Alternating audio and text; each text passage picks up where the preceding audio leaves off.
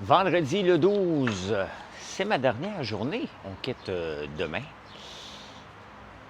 Hier, on est allé visiter des amis à Christian, ou l'ex à Marilyn, et Marilyn qui est ma conjointe, et dans les montagnes près de Bizerte, un petit peu, je pense, je dirais au nord de Tunis un peu, pas très loin, de toute beauté. De toute beauté.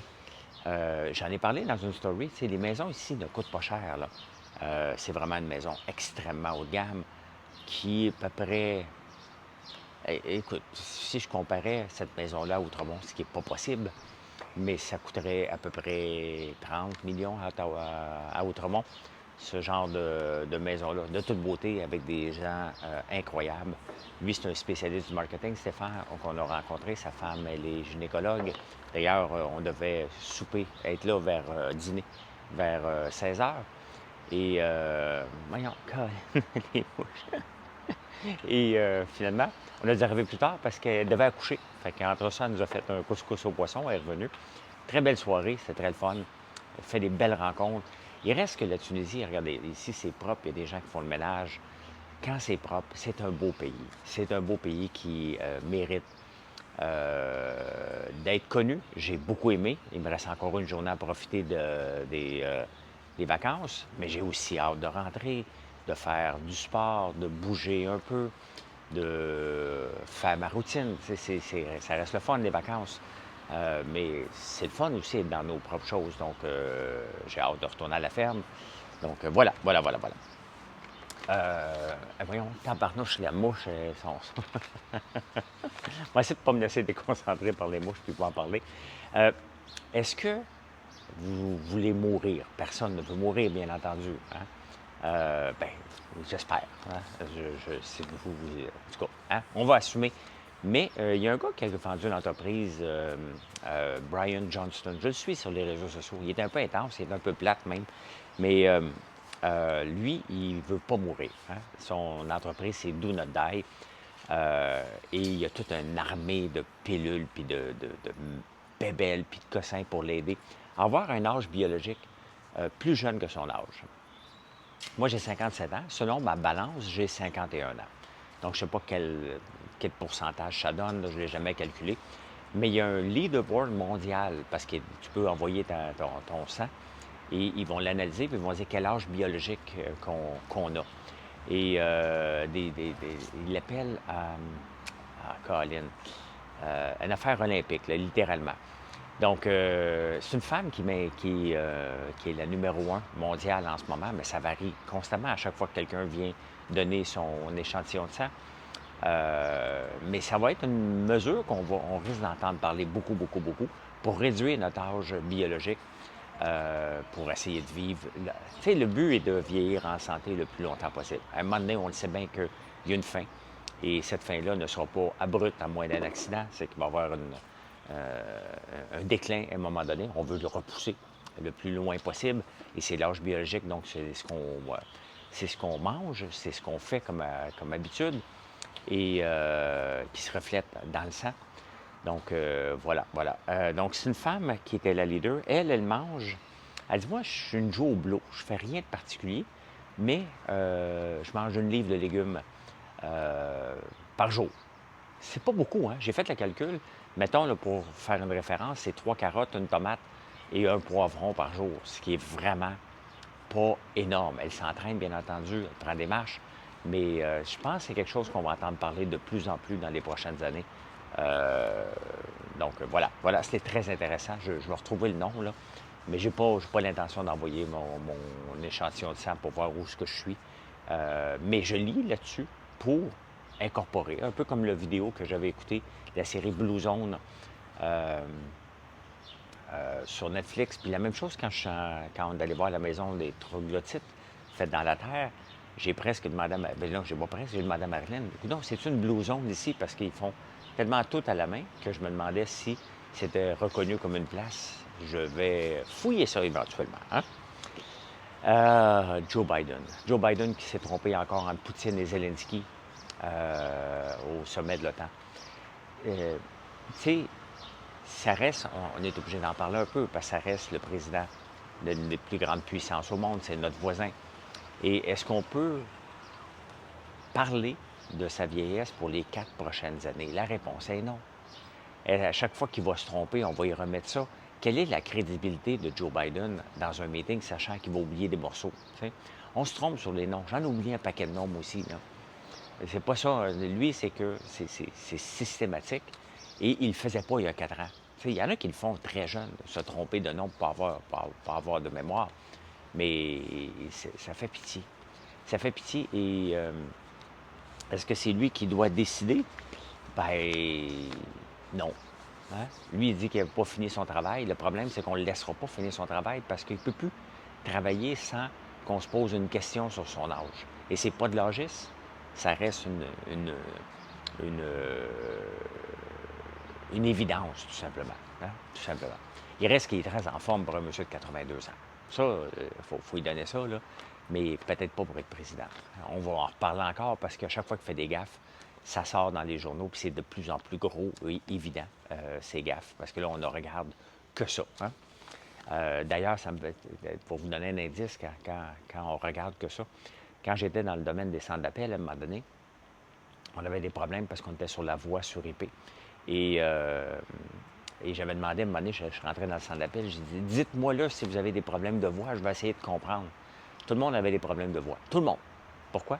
Bien, on faisait le service à la clientèle de Fido et c'était les téléphones cellulaires qui avaient des problèmes, pas le nôtre. Il faut toujours faire attention. À un moment donné, quand on pose une question, on finit par regarder que ce défaut-là. Hein? C'est intéressant. Vous savez qu'en France, il vient d'avoir des élections, le bordel est pogné parce que Jean-Luc Mélenchon veut devenir le premier ministre et c'est le président de la République et c'est Macron qui garde le titre pour le moment.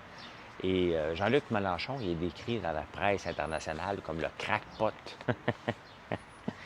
qui veut le payer en faillite. Hein? Il veut mettre une nouvelle affaire. Hier, je vous en ai parlé, mais il veut mettre une autre affaire aussi par rapport aux Français qui voudraient quitter la France. Pour dire, ben, regarde, moi, ça ne fait pas mon affaire, je vais m'en aller. Une taxe de 90 sur les avoirs français. Ce gars-là, il est un capoté ben raide. Et c'est l'équivalent, il mélange comme un mélange de socialiste extrême, de communiste et de crackpot, tout simplement.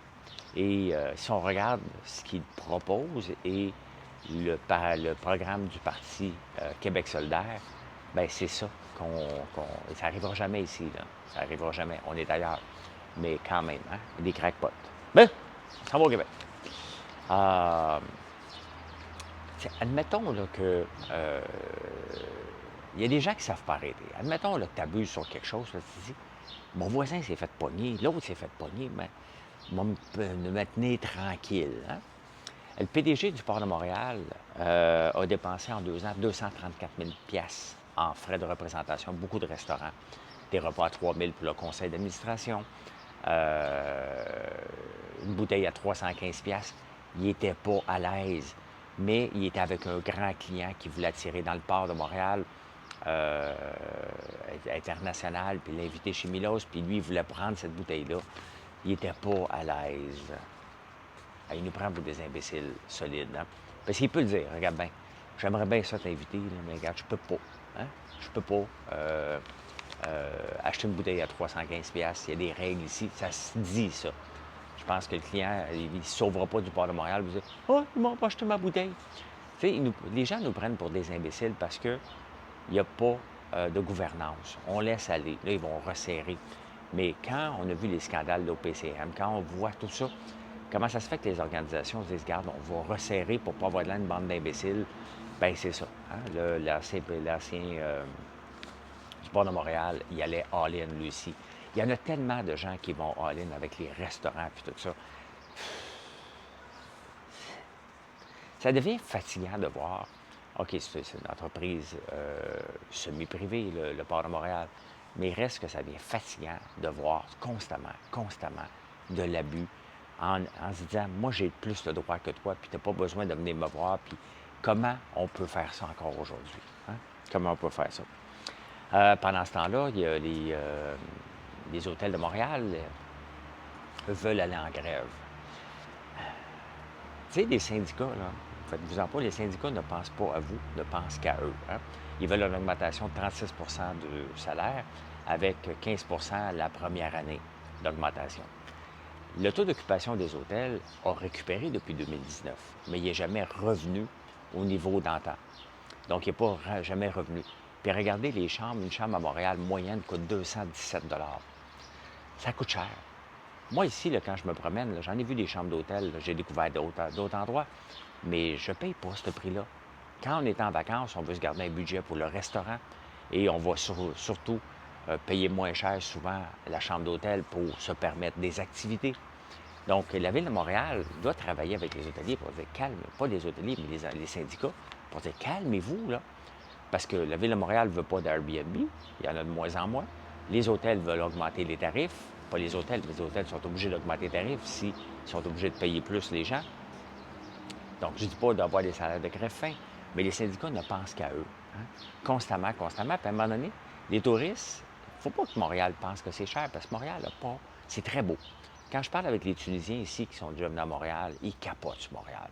Ils ne sont pas souvent venus au mois de janvier, là, mais ils sont souvent venus durant l'été et ils capotent. On a une belle réputation. Mais à un moment donné, il ne faut pas la briser, cette réputation-là. Il faut que ça reste abordable. Il faut que les syndicats comprennent, regarde, OK, on va y aller mollo. Mais les syndicats ne comprennent pas ça. Ils ne comprennent pas. C'est toujours le mauvais propriétaire, le mauvais entrepreneur qui veut juste exploiter ces gens pour faire encore plus d'argent. C'est toujours la même rengaine. On est un pays très syndiqué et souvent pas pour grand-chose. J'ai hâte de voir ce qui va se passer avec Lyon d'ici janvier 2025, s'il se rend jusque-là, parce que son brûlage de cash, on dit le burn rate, est très élevé et ils ont juste reçu 5 millions, puis il n'y avait plus de cash, leur cash est dans l'inventaire, puis le syndicat qui vient de rentrer là-dedans, le bordel, bref. Hein?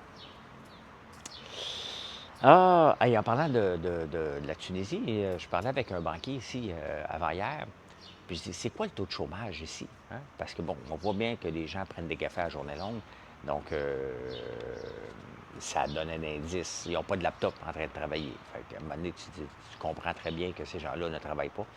Le taux de chômage officiel en Tunisie est de 20 Le taux de chômage non officiel, celui qui est bon pour, qui est le vrai, est de 40 hey, c'est énorme. Hein?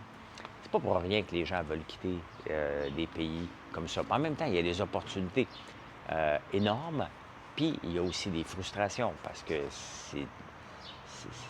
ça fonctionne avec des passe-droits ici, qui tu connais, qu'on n'a pas ça au Canada. Donc, le désir de réussir au Canada n'est pas limité par qui tu connais. Ça ne marche pas comme ça. Est-ce que tu as de l'argent pour mener à bout ton projet d'entreprise? Mais c'est différent. Donc, je peux comprendre. Écoutez, 40 de taux de chômage. Et tu regardes, OK, mais comment je vais lancer une entreprise? Comment je vais le faire?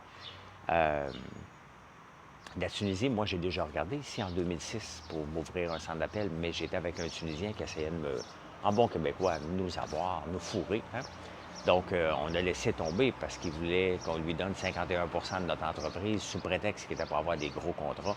Puis il y a des règles non écrites ici. Il y a une règle officielle, puis il y a la règle du marché.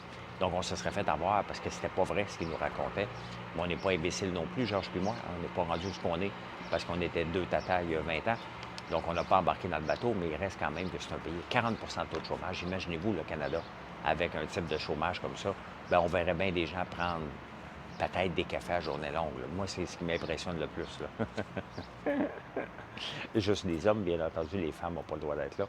Et hier, à la bourse, c'était bien parti. Costco qui annonce une augmentation de ses de 5 piastres, ses cartes de membres. Ça permet d'augmenter les salaires aussi des employés, c'est ce qu'ils disent. Donc, ça part super bien. Mais tu sais, à un moment donné, ça ne peut pas toujours continuer à monter. Et autant que j'ai le fonds IGM qui est basé sur les technologies, hier, il a mangé une volée. Hein? Bien, d'ailleurs, tous les Magnificent Seven ont mangé une volée parce que Tesla, entre autres, devait présenter son robot taxi au début du mois d'août. C'était repoussé à l'automne.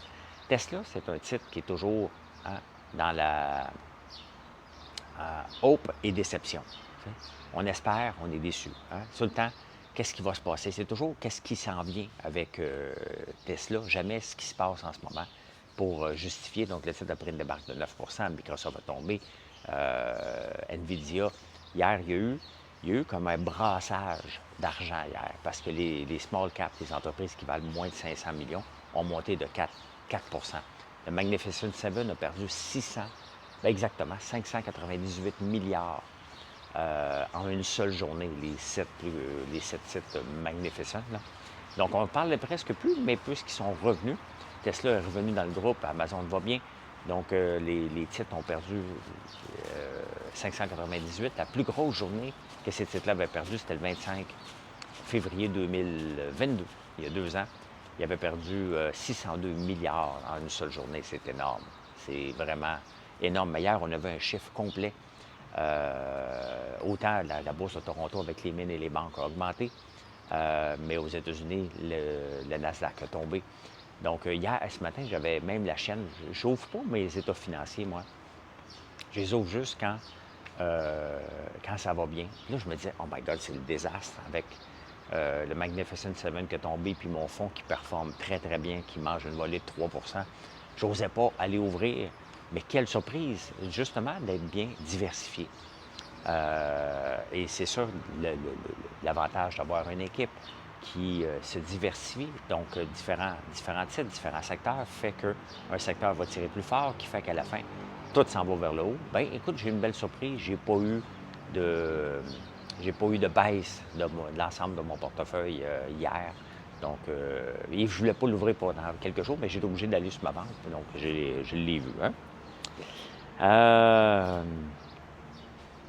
Mark Carney. Mark Carney, c'est l'ancien président de la Banque du Canada et de l'Angleterre. Et il y a beaucoup de rumeurs qu'il serait la personne idéale pour remplacer Justin Trudeau. Justin Trudeau, il n'est pas fou, mais il l'a approché et il dit, écoute, tu devrais te joindre avec nous. Mais lui, c'est bien évident que si Mark Carney se présente en politique éventuellement, ça va être pour soit être premier ministre ou être le ministre des Finances. Donc, c'est comme Justin Trudeau est comme en train de mettre sur les lignes de côté Chrystia Freeland. Freeland qui s'est fait ramasser dernièrement par Kevin O'Leary disant que c'est une incompétente et était aux affaires étrangères, qui est pas mal plus ses affaires que les finances. Et on a besoin de quelqu'un qui comprend la finance de A à Z. Et Justin Trudeau essaie de l'amener avec lui. Ça serait un ajout exceptionnel. On a besoin des gens hyper compétents pour faire des finances. On peut le voir que les politiques de Chrystia Freeland ne font aucun sens. Aucun sens. Et ça fait du dommage au Canada. Donc oui, hein, j'aimerais ça le voir se présenter. Est-ce qu'il va le faire? Pas certain. Est-ce que Justin Trudeau aurait la force de dire je vais me tasser, je vais l'amener avec moi et je vais me tasser pour lui laisser la place pour faire une jambette à Chrystia Freeland? Est-ce que Chrystia Freeland fait partie encore de ses amis? Justin Trudeau l'a déclaré, c'est une amie de longue date. Mais est-ce qu'il la retasserait au ministère des Affaires étrangères? Ça voudrait dire que s'il la tasse, au moment qu'elle a fait un paquet de réformes, ça voudrait dire, regarde, tu n'as pas fait la job, les Canadiens ne sont pas contents, ou elle est venue faire une job de bras. Hein? Elle est venue faire une job de bras, puis après ça, on la tasse, mais les politiques sont déjà en place, on va les laisser là. Donc, peut-être, hein, peut-être, on va suivre ça, mais il y a besoin d'un remaniement s'il veut se relancer, Justin Trudeau. À suivre. Mais c'est pas ministre des Affaires étrangères, c'est pas Mélanie Joly, ça. Donc, Mélanie perdrait son poste si l'autre viendrait. Intéressant. Investir comme un pilote d'avion. Tombé sur un super article du Globe and Mail, intéressant, qui disent, écoute, pour investir, on fait à peu près n'importe quoi. T'sais, vous et moi, là, puis c'est là que, quand la saison des états financiers, comme qui se passe à partir d'aujourd'hui, il va en avoir plusieurs, puis la semaine prochaine, il va en avoir beaucoup. L'équipe avec qui je travaille à la Banque Royale, eux autres, ils travaillent des jours et des nuits à éplucher les états financiers, à comprendre. Vous et moi, on ne fait pas ça. On regarde un titre, oh, ça devrait être bon, on va l'acheter. On ne fait pas de checklist, hein? Et pourtant, si on veut réussir en affaires, ça prend un checklist. Moi, j'ai une liste. OK, j'ai ça à faire, j'ai ça à faire. Le pilote d'avion, avant de prendre l'avion, on va dire, OK, est-ce que ça, c'est correct? Est-ce que ça, c'est correct? Il note pour ne pas rien oublier. Mais c'est ça qu'on devrait faire, même pour le simple investissement qu'on devrait faire. peut-être pas comprendre au complet les états financiers. Mais il y a des outils d'intelligence artificielle qui peuvent nous aider. Même si on investit, il faut comprendre dans quoi on investit. Est-ce qu'on investit à court terme? Si on fait à court terme, vous vous en foutez royalement, ce sont du day trading que je ne fais plus. Hein. Vous me demandez d'en refaire. J'ai fait mon temps dans le day trading. Ça a bien été, ça a moins bien été, c'est normal. J'en ai fait pendant presque 10 ans. J'ai plus l'énergie et le goût de le faire du placement à court terme. Je suis dans le long terme, dans les placements à dividendes, à croissance élevée. Et je n'ai plus le goût de me battre à chaque jour. Je me bats pour mon entreprise. Donc, j'ai changé de façon de faire, mais j'ai aimé ça. Mais j'en ferai plus probablement jamais de ma vie. Trop de travail à faire, alors que le fait que je laisse mes placements, le jeu des intérêts composés fait que ça va bien. Donc, je n'ai pas le goût d'aller je ne gagnerai pas grand-chose en échange, tout simplement. Hein? Mais c'est ça, il faut investir comme un pilote d'avion, avec des checklists pour s'assurer. Si vous investissez dans une compagnie, si vous achetez une compagnie, vous allez la faire, la checklist, la vérification diligente. Il faut le faire avec les placements boursiers ou même les fonds indiciels, même ceux que je vous recommande pas, mais que je parle constamment. C'est à vous de voir, OK, est-ce que c'est le moment? À quel moment? Mais c'est pour ça que investir de façon mensuelle aide énormément. On minimise ce genre de risque-là. Avec les fonds indiciels, bien entendu. Hein? Et en terminant, mesdames, ne vous découragez pas si votre homme, votre nouveau chum ne vous a pas dit encore je t'aime, puis toi tu lui dis constamment je t'aime, puis lui il ne dit pas encore. Ça prend 97 jours. C'est ça que ça nous prend, nous autres, pour accepter de le dire. Je t'aime. Hein? On va commencer par dire je t'aime bien. Ça, c'est pas je t'aime. Je t'aime, c'est tu regardes dans les yeux et je t'aime. Donc, ça fait longtemps que je le dis à Marilyn, hein? Ça fait plus que 97 jours, mais c'est le temps moyen aux hommes pour le dire. Hein? C'est quand un grand move. La première fois que tu le dis, tu dis OK, là, je me commets. Là, hein? Allez, merci d'être là. Je pense être capable de faire un show demain matin, j'espère. Parce qu'on part pour l'aéroport tôt, mais on va voir à quelle heure je vais me réveiller. Je vous souhaite une excellente journée. Merci d'être là. Et venez nous voir sur françoislambert.one. O-N-E. Allez, bye.